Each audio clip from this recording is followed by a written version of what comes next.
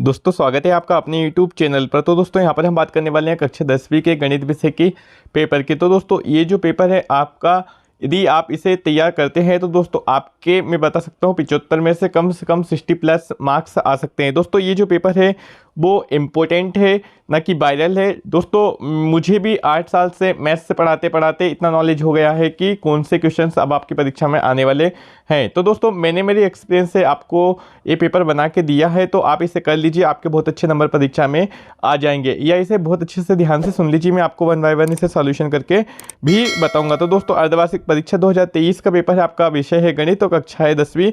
आपका ये जो पेपर रहेगा 75 नंबर का रहेगा। प्रश्न नंबर पहला है आपका बहुविकल्पीय प्रश्न है, तो 96 एवं 404 का HCF कितना होगा, तो इसका आंसर आएगा 4। बेलन का वक्र पृष्ठ है, तो इसका आएगा C 2πRH।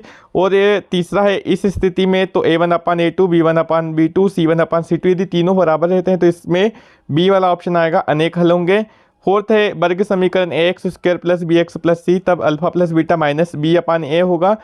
फिफ्थ है जब ये आपके सीरीज रहेगी तो इसमें सर्वांतर क्या होगा, तो इसमें A वाला ऑप्शन आएगा आपका -2। तो दोस्तों ये पेपर आपको टेलीग्राम ग्रुप पे भी मिलेगा, व्हाट्सएप ग्रुप पे भी मिलेगा, विथ सॉल्यूशन आपको मैं यहाँ पर सेंड कर दूंगा। प्रश्न नंबर 6 है आपका कि एक सिक्के को उछालने पर पलटाने की प्रायिकता क्या होगी, तो वो होगी 1/3। वैसे इसका आंसर आता है 2/6, लेकिन वो कट के होता है फिर 1/3।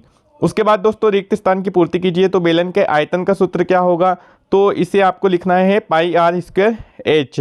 और सेकंड है यदि b² - 4ac is greater than 0 तब समीकरण के दोनों मूल कैसे होंगे, तो तब समीकरण के दोनों मूल कैसे होंगे, वास्तविक होंगे। ax² + bx + c में शून्यकों का गुणनफल कैसा होगा, तो इसका होगा C/A। जब A1/A2 is not equal B1/B2 तब समीकरण के जो दो इसका हल पूछा है तो यहाँ पे आपको लिखना अद्वितीय हल होंगे। वर्ग समीकरण का विविक्त कर कितना होता है, तो D = होता है b² - 4ac।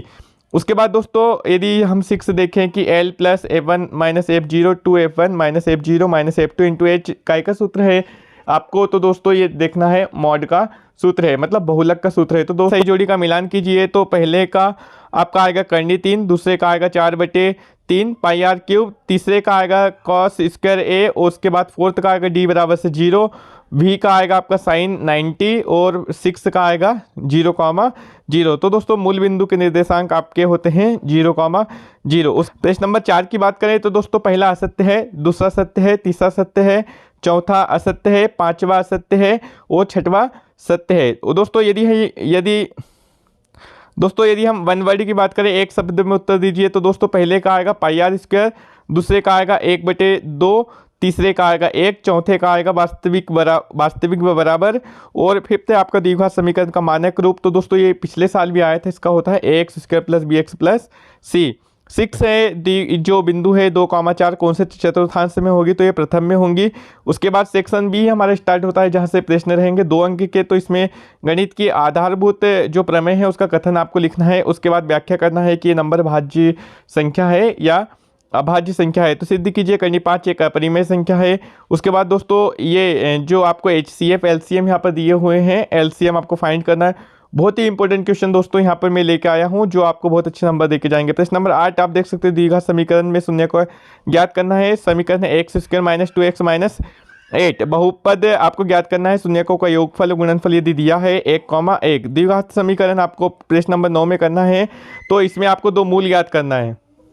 प्रश्न नंबर 9 के उसमें बहुपद ज्ञात करना आपको, शून्यकों का योग -3 और शून्यकों का गुणनफल 2 हो। तो प्रश्न नंबर 10 आपको यहाँ पर इसके अद्वितीय हल है, तो P का मान ज्ञात करना है। और उसके बाद इसके अथवा में आपको ये बताना है कि समीकरण है वो संपाती है, प्रतिच्छेदी है या समांतर है।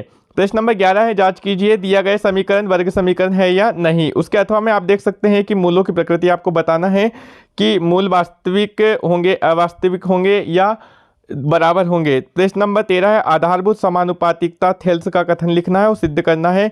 उसी के अथवा में आप देख सकते हैं त्रिभुज ABC एक समद्विबाहु त्रिभुज है जिसका कोण C समकोण है, तो सिद्ध कीजिए AB का वर्ग बराबर से 2AC का वर्ग है। प्रश्न नंबर 14 है बिंदु ए 2,3 व बी 4,3 के बीच दूरी ज्ञात कीजिए।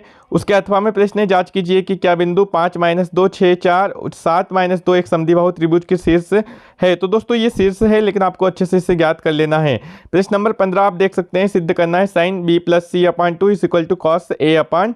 उसके बाद दोस्तों अथवा में है tan a = 3/4, तो कोण के अन्य त्रिकोणमितीय अनुपात आपको ज्ञात करना है। प्रश्न नंबर 16 है, एक बच्चे के पास ऐसा पासा है कि जिसके फलकों पर यदि A B C D E ए दिया है तो उसकी क्या प्रायिकता है कि ए प्राप्त होगा और डी प्राप्त होगा। तो दोस्तों ए वाले का आंसर आप यहाँ पे आएगा 1/3 और डी का आंसर आएगा 1/6।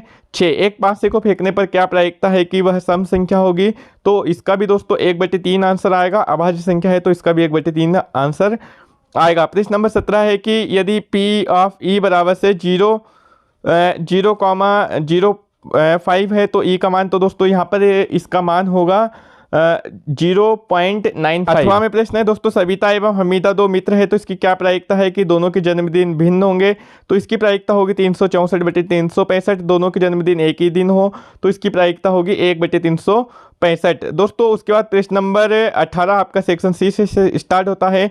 यहाँ पर 3 अंक के मैथ से स्टार्ट होंगे। तो पहला है आपका प्रतिस्थापन विधि से हल कीजिए, x + y = 14, x - y = 4। दोस्तों इसके अथवा में एक थोड़ा मिस्टेक होगी, यहाँ पे एक प्रश्न अलग से आ गया है। तो दोस्तों इसमें आप m का मान वाला मैथ यहाँ से कर सकते हैं, जो आपको उसी के नीचे देखने को मिल जाएगा। प्रश्न नंबर 19 है, सिद्ध कीजिए कि वृत्त के बाह्य बिंदु से खींची गई स्पर्श रेखाएं बराबर या तुल्य होती है। उसके अथवा में है, वृत्त के केंद्र से 5 सेंटीमीटर दूरी पर स्थित किसी बिंदु पर वृत्त से खींची गई स्पर्श रेखाओं की लंबाई 4 सेंटीमीटर है तो वृत्त की त्रिज्या ज्ञात कीजिए। प्रश्न नंबर 20 है, एक घड़ी की सुई जिसकी लंबाई 21 सेंटीमीटर है तो सुई द्वारा 5 मिनट में रचित क्षेत्रफल आपको ज्ञात करना है। उसके अथवा में आप देख सकते हैं, एक वृत्त के चतुर्थांश का क्षेत्रफल ज्ञात कीजिए जिसकी परिधि 22 सेंटीमीटर है। यदि हम सेक्शन डी की बात करें तो ये जो पहला प्रश्न है आपको प्रश्न नंबर 21, ये आपको आया है चैप्टर 9 से। तो दोस्तों ये आंधी से पेड़ टूटने वाला में से आप कर लीजिएगा। उसके बाद मीनार के आधार से एक सरल रेखा में 4 मीटर और 9 मीटर की दूरी पर स्थित दो बिंदुओं से मीनार के शिखर का उन्नयन कोण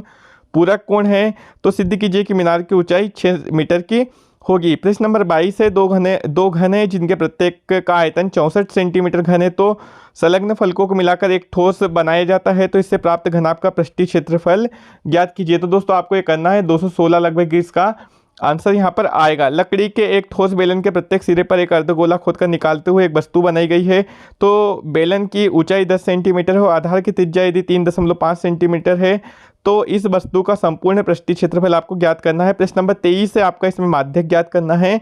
इसमें मासिक खपत दी हुई है, उपभोक्ता की संख्या दी हुई है, तो इसमें आपको दोस्तों माध्यक पता करना है। उसके बाद दोस्तों यदि इसके अथवा में देखें तो मोस्ट इंपोर्टेंट क्वेश्चन है आपका है बहुलक ज्ञात करना है। तो परिवार की माप दी है, परिवार की संख्या दी है, तो यहाँ से आपको बहुलक ज्ञात करना है। तो दोस्तों मैंने पूरा इंपॉर्टेंट क्वेश्चंस का सिलेक्शन आपके लिए लेके आया हूँ, तो आप इसे कर लीजिए। परीक्षा में बहुत अच्छे नंबर के साथ यहाँ पास भी हो जाएंगे और आपका अच्छा डिवीज़न भी बन जाएगा। दोस्तों यदि आपने इस वीडियो को देखा है तो इसे देखने के बाद परीक्षा में जब आपको लगता है कि इसमें से मैथ्स आए हैं तो दोस्तों आके मुझे कमेंट जरूर कीजिएगा।